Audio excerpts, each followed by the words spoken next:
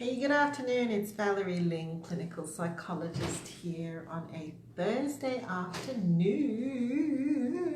I have just finished my work day. Guess what starts tomorrow? A super duper long weekend.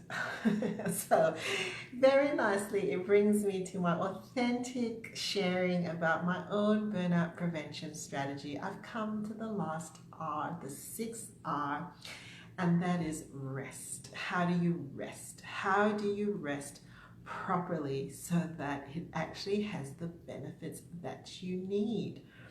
First of all, I have to say that when it comes to resting, you probably have your own scripts in your head and your relationships with rest. If you think back to when you were a kid, for example, when you were resting, when you were staying still, when you were actually doing something, well, when you were doing nothing, what got fed back to you? Were you given the impression that you were lazy? Were you given the impression that you weren't being diligent or industrious or faithful or responsible? And were you given the message that you actually needed to keep going? Or might you have had the kind of childhood where rest was something that everybody did? Siesta time was celebrated, 2 o'clock, and everybody's on the floor asleep. or did you come from the sort of background where holidays and vacations were just an everyday type of thing? You didn't even think about it. It always happened in December, or it always happened in April, or on the weekend. Our relationship with rest, by and large, will dictate how we actually approach our rest periods in our own personal life. So here's a couple of things that I'm going to be doing to rest over this weekend. I'm not going to say the standard things, no screens and all of that.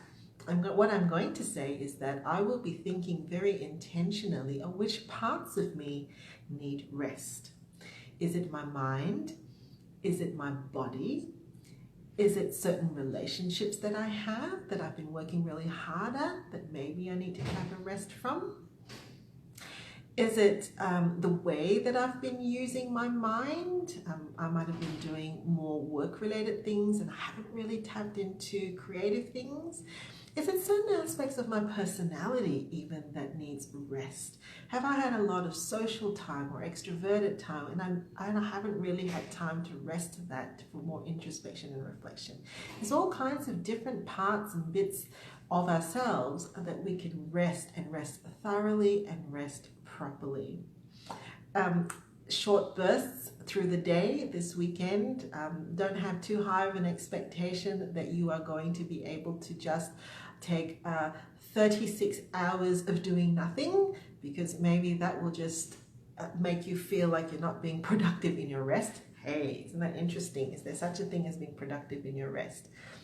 Aim for little short bursts throughout the day, right? And when you rest, do it for at least 6 to 10 minutes, more if you can. But you can pat yourself and say on the back and say, the job, well done if you've at least managed to stop and think intentionally about which part of you is resting and how you're actually resting. So that's my sixth R, is for rest. Stress plus rest equals growth. So the question really shouldn't be, do you want to rest? Although let's ask that and all of us will say yes. The deeper question behind it is, do you want to grow? Do you actually want to have enough energy, enough focus, and enough gumption within yourself to go to the next chapter? Well, if your answer is yes, then you need to rest. Have a great weekend.